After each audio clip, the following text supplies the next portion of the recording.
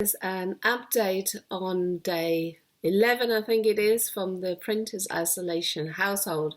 And as you can see, I'm well and I have left my chamber and I'm now moved downstairs into our living room, which also acts a little bit as my office, which is a real step up. So thank you again for all your good wishes and for asking how I was doing.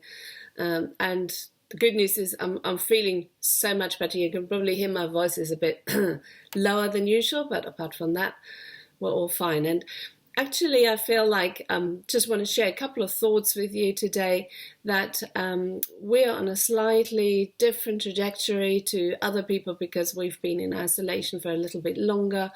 And so that's kind of kept us already separate from some of the flurry of activity that was happening last week.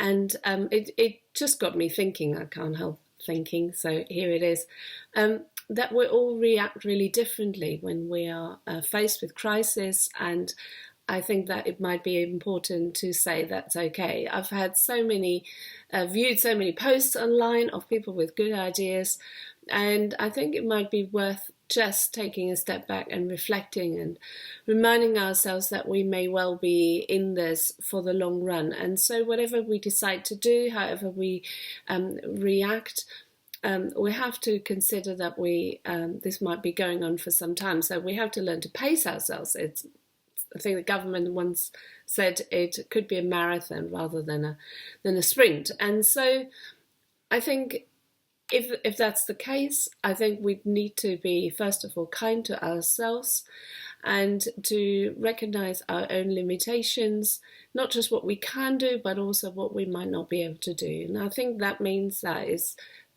we will still need time to ourselves. Even though we're isolated in one sense, if we're suddenly together with lots of people in a small contained space who we don't normally share that amount of space together, that will put added strain on relationships.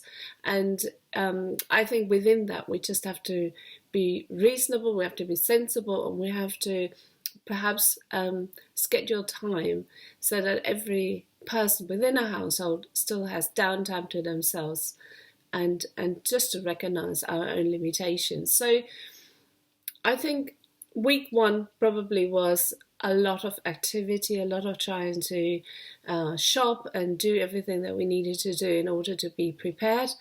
And I wouldn't be surprised if we've got a little bit of a lull coming up, where people don't quite yet know how this is going to work and what we need to learn to adjust.